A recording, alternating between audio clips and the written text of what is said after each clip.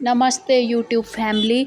30 days challenge में एक बार फिर से मैं यहाँ पे आ चुकी हूँ और उत्तराखंड के डे 6 के मैंने 30 टॉपिक क्लियर कर दिए हैं, वो आप देख सकते हो। और भूगोल में ब्रह्मांड चैप्टर से भी मैंने अपने नोट्स बनाए हुए हैं, उस आधार पे आप अपनी आगे की तैयारी कर सकते हैं।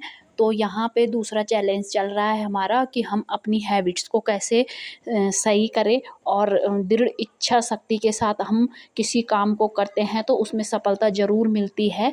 तो सबसे पहले अगर हमें अपनी हैबिट सही करनी है तो हमें जो जैसे मैंने कल वाली वीडियो में बताया था कि पॉजिटिव और नेगेटिव एनर्जी, तो पॉजिटिव एनर्जी के साथ आगे बढ़ते हुए हम अपनी हैबिट्स को कैसे सुधारें। तो सबसे पहले पॉजिटिव एनर्जी में अगर हम सबसे ज़्यादा परेशान किसी चीज़ से होते हैं तो वो है, अगर हमारे साथ किसी ने कुछ बोल दिया, हमारे साथ किसी ने कुछ गलत व्यवहार कर दिया तो हम उसी के बारे में सोचते रहते हैं।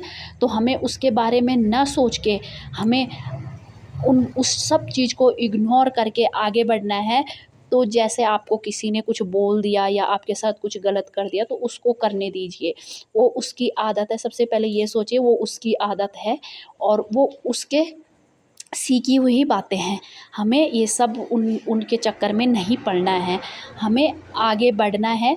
तो हमें उन आदत को कैसे छोड़ें, तो ये एक दिन में तो होगा नहीं, ये डे वाइज़ डे होगा। माना आज आपको किसी ने कुछ बोल दिया, आपने इग्नोर कर दिया, या किसी ने आपके साथ गलत कर दिया, आपने इग्नोर कर दिया।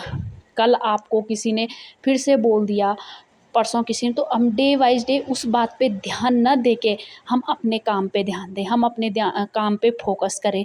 अपने काम पे फ़ोकस करने से हमें एक हैबिट बनेगी। माना आपको किसी ने कुछ बोल दिया, तो आप जाइए, आप अपना किचन में अपने पसंद का खाना बनाइए, या फिर आपको लिखना अच्छा लगता है तो आप अच्छी सी कोई पोयम लिख दीजिए, या फिर आपको पढ़ाई करना अच्छा लगता है तो अच्छा सा कोई एक चैप्टर पढ़ लीजिए, या फिर आपने जितना भी आज तक पढ़ा है उसको सीधा जाइए और उसको पूरा रिवाइज कर दीजिए। आप उस बात पे ध्यान ना देके, तो एक दिन ये हमारी हैबिट में आ जाएगा। जब हमारी हैबिट में ये आ जाएगा तो हमको लगेगा कि यार मैं कहाँ उस फालतू चीज़ों में पड़ी हुई थी और आज मैं कहाँ हूँ। और इस चक्कर में अगर हम दूसरों की बातों को अपने माइंड में लेते हैं तो इस चक्कर में हमारा बहुत ज़्यादा नुकसान होता है। सबसे ज़्यादा नुकसान हमारा ये होता है कि कुछ काम हमारे ऐसे होते हैं जो बहुत पीक पे होते हैं, होने वाले होते हैं, और हम दूसरों के चक्कर में पड़ के हम उनको ख़राब कर देते हैं। तो ये हर किसी इंसान की लाइफ में होता है। तो हमें उन सब बातों को ना सोच के हमें आगे बढ़ना चाहिए। हमें दूसरों की बातों को दिमाग में ना लेके हमें अपने काम करने चाहिए। हम गृहिणियाँ हैं और हमारे साथ हम अकेले तो हैं नहीं, हमारे साथ बच्चे होते हैं, हमारे साथ हस्बैंड होते हैं, हमारे साथ मम्मी पापा होते हैं, बहुत सारे लोग होते हैं, और इसका असर हमारे दूसरे लोगों पे पड़ता है और सबसे ज़्यादा हमारे बच्चों पे पड़ता है, जो हमारे कल का भविष्य हैं। और हम उन सब लोगों के चक्कर में अपने बच्चों को भी वो गलत आदतें दे चुके होते हैं। तो अगर आपको अपना फ्यूचर सही करना है, बच्चों का फ्यूचर सही करना है, तो ये सब चीज़ें ना सोच के आप अपने लिए अच्छा सोचें और खुश रहने की कोशिश करिए। दूसरों की बातों में ना पड़ें, जिससे कि हम खुश रह सकें और ज़िंदगी इतनी अच्छी है और उसे खुशी-खुशी जिए। धन्यवाद। नमस्ते। मैं फिर से यहाँ पे डे 6 का चैलेंज लेके यहाँ पे उत्तराखंड की क्लास मैंने शुरू कर दी है। तो यहाँ पे मैंने उत्तराखंड में फिर से 30 टॉपिक्स क्लियर किए हैं, तो इन टॉपिक के साथ आप भी देख सकते हैं। तो ये 30 टॉपिक्स उत्तराखंड के हैं। सबसे पहला टॉपिक है, देवी चंद को कुमाऊं का मोहम्मद बिन तुगलक कहा गया है। 1870 में डिबेटिंग क्लब की स्थापना अल्मोड़ा में राजनीतिक सचेतना बढ़ाने के लिए की गई थी। 1871 में कुमाऊनी भाषा के प्रथम अखबार का प्रकाशन शुरू हुआ था, अल्मोड़ा में हुआ था। 1886 में कलकत्ता कांग्रेस अधिवेशन में ज्वालादत्त जोशी जी ने भाग लिया था, उत्तराखंड से गए थे ये। 1886 का जब कलकत्ता अधिवेशन हुआ था। प्रजामंडल की स्थापना 23 जनवरी 1939 में हुई थी और ये देहरादून में हुई थी। टीरी गढ़वाल टिहरी का भारत में विलय टिहरी टिहरी का भारत में विलय 1 अगस्त 1949 को हुआ था। तो टिहरी पहले राजा के अधीन था। टिहरी एक रियासत थी। टिहरी का विलय 1 अगस्त 1949 को हो गया था, भारत में विलय हुआ था। डोला पाल की आंदोलन शिल्पकारों से संबंधित है। कनकट्टा बैल आंदोलन भ्रष्टाचार के खिलाफ है। उत्तराखंड में कनकट्टा बैल आंदोलन हुआ था, तो वो भ्रष्टाचार के खिलाफ था।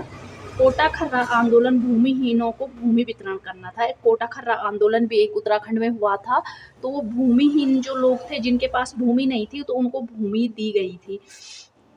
खीराकोट आंदोलन ये खड़िया खनन में है, खड़िया खनन से संबंधित है। खड़िया का खनन हो रहा था, तो एक खीराकोट आंदोलन हुआ था। 1938 में उत्तरांचल पृथक राज्य की मांग उठाई गई थी। तो ये श्रीनगर अधिवेशन में उठाई गई थी, और तो वहाँ पे जवाहरलाल नेहरू और कमला पंडित उनकी बहन आ रखी थी। गैरसैंण कौशिक समिति में 1964 में अपनी रिपोर्ट दी गई थी गैरसैंण को राजधानी बनाने के लिए। मध्य या शिवालिक हिमालय क्षेत्र में वर्षा ऋतु में सबसे ज़्यादा वर्षा होती है। राज्य में औसत वार्षिक वर्षा 150 सेंटीमीटर से 200 सेंटीमीटर तक होती है। शिवालिक हिमालय में सबसे ज़्यादा वर्षा होती है। उत्तराखंड में सबसे ज़्यादा वर्षा शिवालिक हिमालय में होती है। वर्षा ऋतु में सबसे ज़्यादा वर्षा हिमालय क्षेत्र में बाह्य या शिवालिक हिमालय में ही होती है। राज्य में औसत वार्षिक वर्षा 150 सेंटीमीटर से 200 सेंटीमीटर तक होती है। वर्षा ऋतु में सबसे कम वर्षा वृद्ध हिमालय के ऊपरी भागों में होती है, तो ऊपरी भागों में वर्षा नहीं होती है, कम होती है। राज्य में सर्वाधिक शीतकालीन वर्षा पौड़ी, टिहरी, अल्मोड़ा, देहरादून इन 4 जिलों में होती है। सबसे कम तापमान वाला क्षेत्र वृद्ध हिमालय के ऊपरी भाग है, यहाँ सबसे कम तापमान होता है।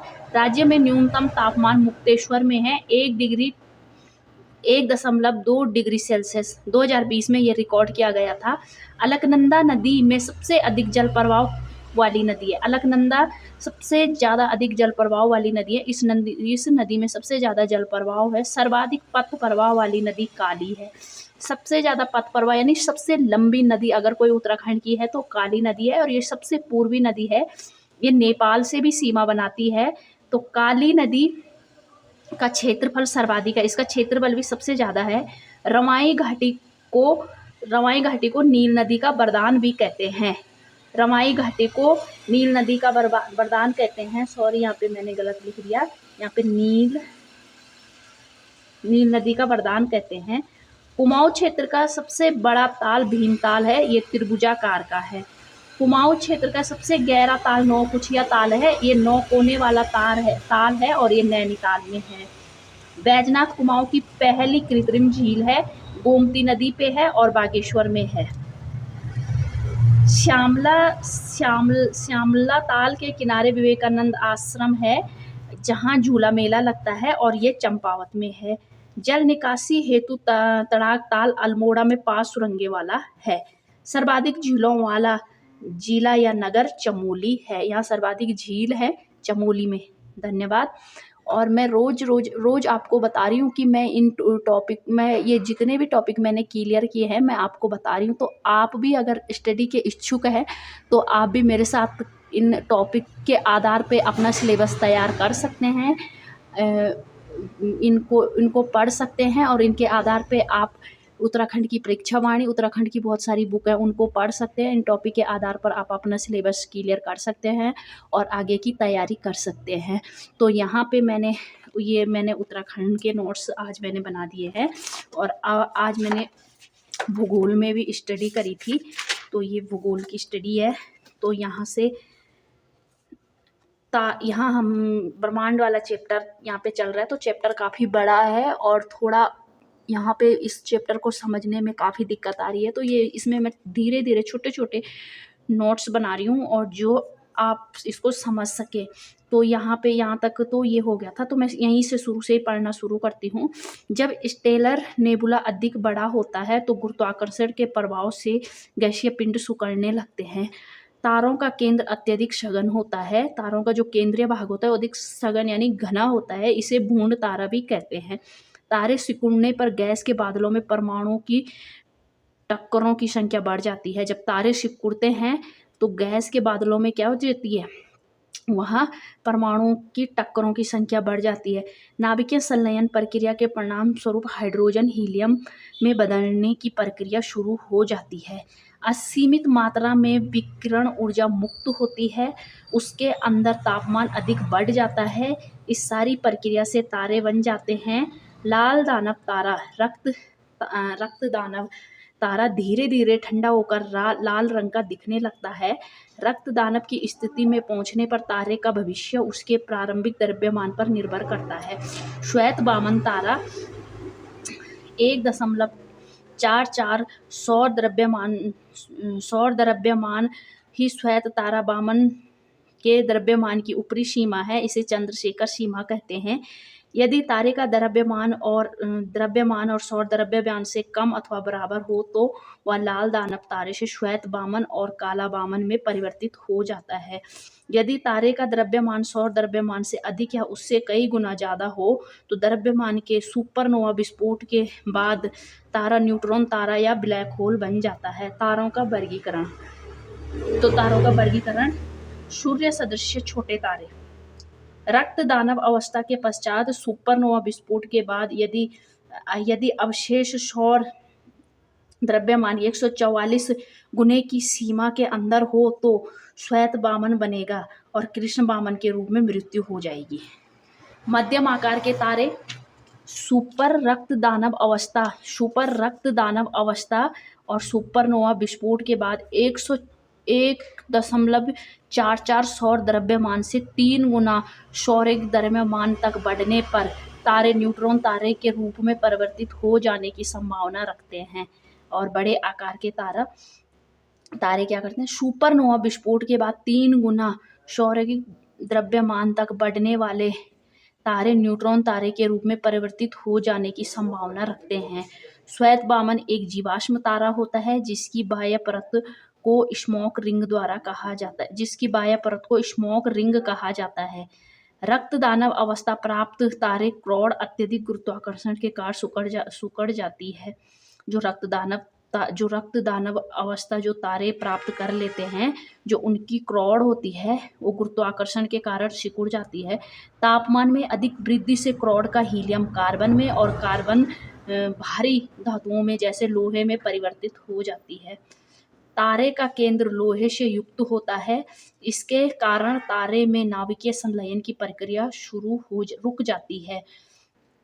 तारे का केंद्र लोहे से युक्त होता है, इसके कारण तारे में नाभिकीय संलयन की प्रक्रिया क्या हो जाती है, रुक जाती है। तारे को बीच की परत केंद्र में विस्फोट होता है। जो तारे की बीच की परत का केंद्र होता है उसमें विस्फोट होता है गुरुत्वाकर्षण के कारण, जिससे निकलने वाली ऊर्जा से तारे की ऊपरी सतह नष्ट हो जाती है और उसे सुपरनोवा विस्फोट कहते हैं। सुपरनोवा विस्फोट प्रगात लहरें तथा गैसों के बादल निकलते हैं। जब सुपरनोवा विस्फोट होता है तो प्रगात लहरें और गैस के बादल निकलते हैं। इस गैसीय बादल से तारों की एक नई पीढ़ी का जन्म होता है। सुपरनोवा विस्फोट बचे हुए केंद्रीय भाग से न्यूट्रॉन तारे का निर्माण करता है। जो सुपरनोवा विस्फोट होता है उसका जो केंद्रीय भाग जो बीच में बच जाता है उससे न्यूट्रॉन तारे का निर्माण होता है। सुपरनोवा का बचा हुआ भाग अपने अक्ष पर सेकंड 30 बार घूर्णन करता है, जिससे तीव्र रेडियो तरंगें उत्सर्जित करता है और न्यूट्रॉन तारे को पल्सर कहते हैं।